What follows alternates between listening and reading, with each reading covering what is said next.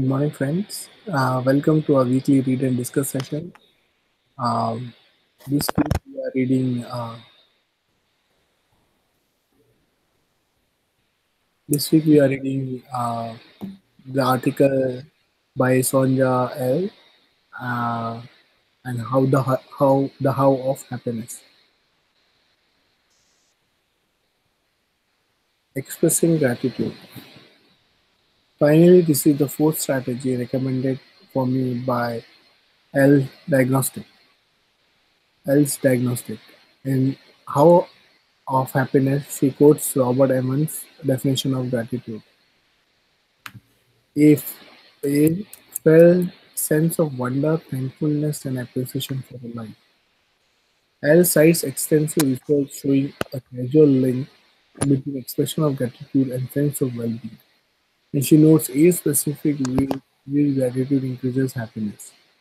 Gratitude promotes the savoring of positive life experiences, fosters self-worth and self-esteem, help us cope with stress more effectively, fosters gratitude or helpfulness and appreciation, builds social bonds, minimizes social comparison, diminishes negative emotions, and most importantly, helps us thwart hedonic adaptation, which allows us to extract greater and longer lasting feelings of well-being from the positive aspect of our life circumstances.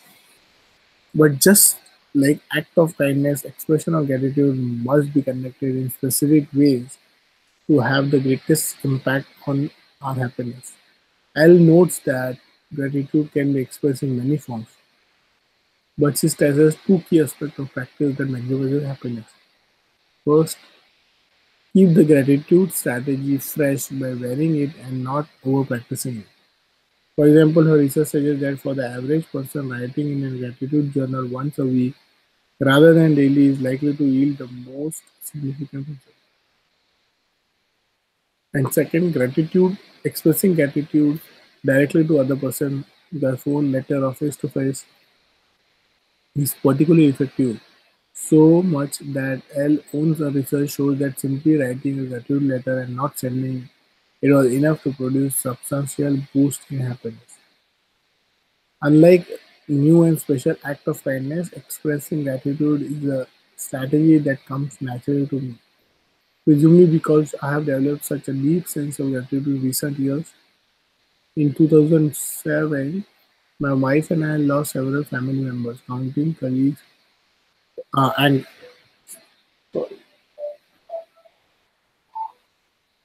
counting colleagues, and also lost loved ones and friends. We have been connected to nearly a dozen deaths since that time. In some cases, these deaths were expected and even welcome releases from suffering, but most of them were surprising, even shocking. More than anything else, the association with death and the palpable feeling of my own mortality has fostered a deep sense of appreciation for my continued existence. I'll stop here. Do you want to go next, Julie? Okay. Um, and I have found myself expressing that gratitude both internally and to others on a regular basis.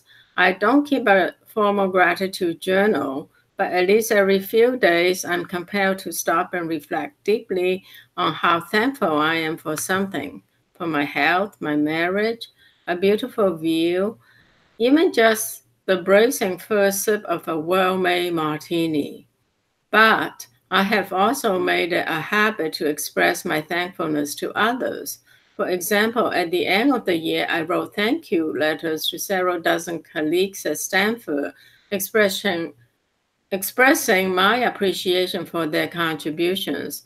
It was a time consuming effort, but it felt great, and many of them told me how good my letter made them feel in return. Second, um, I think I'll stop here. I'll finish this paragraph. Second only to physical activity, expressing gratitude has had a tremendous impact on my happiness, and it's been easier to implement. Okay. In conclusion, I've discussed L's overarching thesis that 40% of our happiness is derived from intentional activities, and I've explored in detail the 4 happiness strategies recommended for me by her diagnostic. I've yet to implement all of them, but I've been practicing several of them for the past year, long before encountering the how of happiness, and, and I'm convinced that Elle is right. We can identify activities that will make us happier on a sustainable basis. If the 4 strategies I've discussed above don't resonate with you, I encourage you to buy the book and take the diagnostic yourself to determine if any of the other 8 strategies might be a better fit. 3 final points. First, Elle is quick to recognize the distinction between unhappiness and clinical depression, and she notes in the book's postscript that although a program to become happier can positively be attempted by those who are depressed, relief from depression is not what this book promises. The recognition that our intentional activities can have a substantial impact on our happiness in no way implies that those who suffer from depression can simply will themselves to well-being and mental health. Second, although I believe Elle's conclusions are generally valid, I don't accept every point she makes in the book. For example, one of the strategies she recommends to help people minimize counterproductive ruminating is the stop technique, in which you think, say, or even shout to yourself, stop or no when you find yourself resuming overthinking. This is actually not recommended by experts in treating anxiety disorders, such as Robert Leahy, author of The Worry Cure, and in some cases, this technique can make things worse. Although Elle's work as a research scientist allows her to bring a great deal of useful data to bear on the how of happiness, there were times when I wanted to hear from a practitioner, such as a clinical psychologist or an executive coach, to get a different perspective. And third, the work done by Elle and her colleagues in the field of happiness studies, which we might view as an offshoot of positive psychology, is rooted in the idea that happiness can be objectively measured, and that the primary instrument used to assess happiness is known as the subjective happiness scale. I don't believe this invalidates Elle's conclusions, but it raises questions for me about the nature of happiness itself, the ways in which our personal experiences of happiness differ, and the extent to which happiness really can be measured. Philosophical questions like that are beyond the scope of this essay, but they're worth thinking about. Many thanks to Sonja Elle for a valuable work of scholarship that I believe deserves a wide audience and makes a lasting contribution to both science and society. Okay, that's it.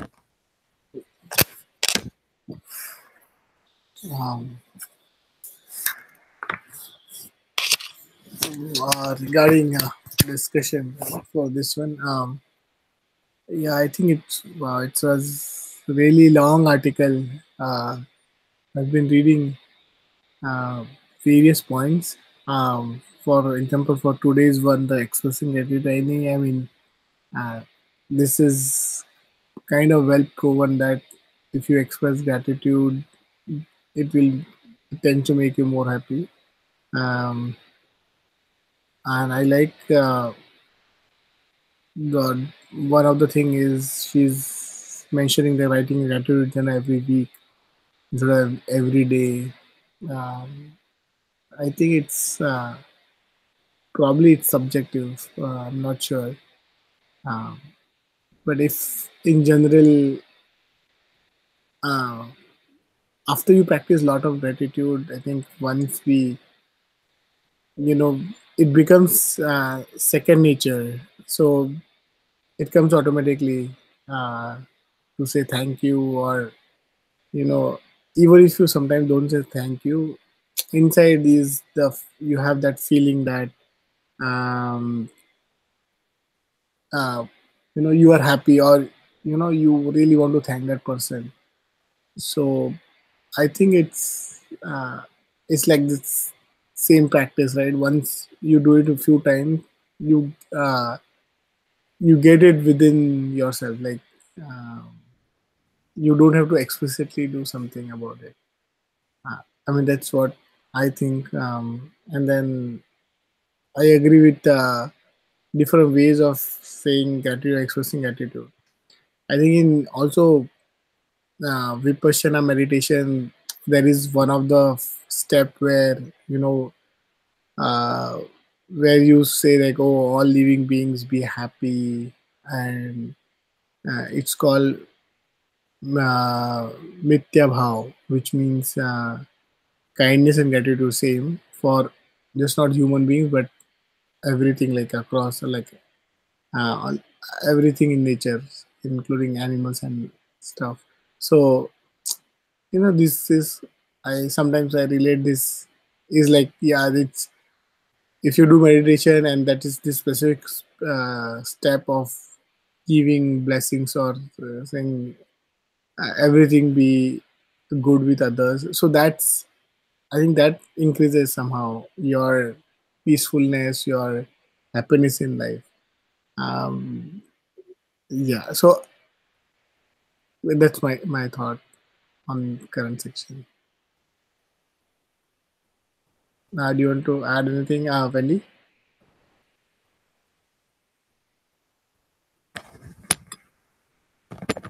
Well, I was really paying attention to this last part because when she talks about the recognizing distinction between unhappiness and clinical depression, I've heard that when people are depressed, some people will say, "Oh, come on, just bring yourself out of it," and they think it's so easy, and it's not. Yeah. This last sentence, the recognition that our intentional activities can have a substantial impact on our happiness in no way implies that those who suffer from depression can simply will themselves, bring themselves out of it. I read that not too long ago. That, people think that if somebody's depressed, they can just bring themselves out of it if they just wanted to, and it's they don't realize it's easier said than done. That's it.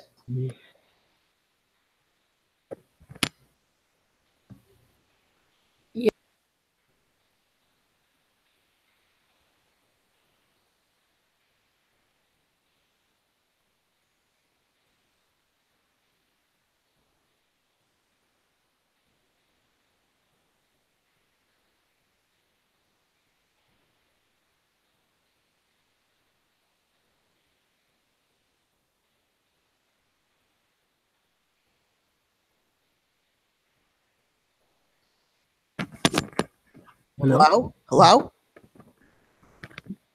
Julie, we can't hear you. You are muted. No. Sorry. Okay. So, I was saying that gratitude is something I need to do more because I have a tendency to be judgmental or resentful. So I think gratitude is a great antidote for that. And to me, there's a difference between gratitude and appreciation. Gratitude, when I practice gratitude, I just see the goodness in life and accept it and feel good about it. Appreciation goes to a deeper level. I think goes into understanding the deeper. Like if I appreciate a person, I really know who that person is. I may appreciate that the person is extending themselves out, or that they're a beautiful artist, or they doing something kind. So it goes beyond what I'm getting and connecting it into the other person that's outside myself. And also it could be relating to a deeper, wider world by understanding the causal relationships and then appreciating that. So appreciation takes the sense of goodness in one's life and then go out to the next level, whether it's the key attributes that causes that in that person that is offering you things I'm grateful for, or that the underlying causes. Like if I'm alive, I could be grateful for my mother and father. I could actually be grateful for all the living beings that kind of made this whole living system possible. But in either case, going beyond the gratitude that I'm alive. I agree. I agree with and yes, this can be habituated.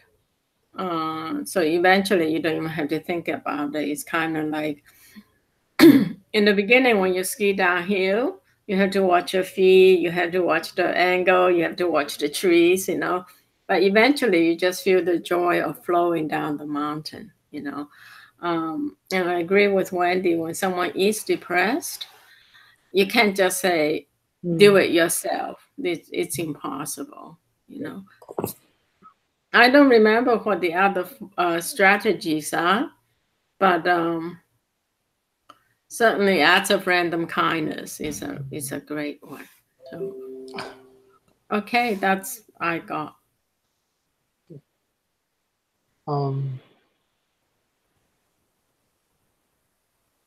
I see. So we can move to commitment section then, Julie? Yeah. We also have to figure out what to do next week, right? Okay. I was going to come to that too. So for me, the next week, one of the thing is so my homeowner is here, so he's we're fixing few things. So this weekend mostly I'll be working with him, getting few things done. From work perspective, I have a couple of things to read. We have some charter about what needs to be done by end of the year. So I have to keep a little bit abreast with some AWS technologies. So I'll be doing a bunch of some trainings or videos. Regarding gym, I'm so this so summer finally ended. It's been raining. So we don't know whether we'll play cricket or not. So I have to diligently go to gym to compensate that. What else? I think mostly that's the stuff I have on my mind. Yeah. You want to go next, Wendy? Okay. Well, for me, it's just doing this, keeping up with my reading and my exercise, and my studying, and my yoga. Okay. And this week, Monday, is the social worker is coming to inspect my apartment, and I think that's it. And I have to get my urinalysis to the lab, maybe this week. Depends on my sister, because she has to come pick it up and take it to the lab. And that's it. Okay, so this week I'm going to print out an email on with information on chronic fatigue syndrome. I'm going to read it.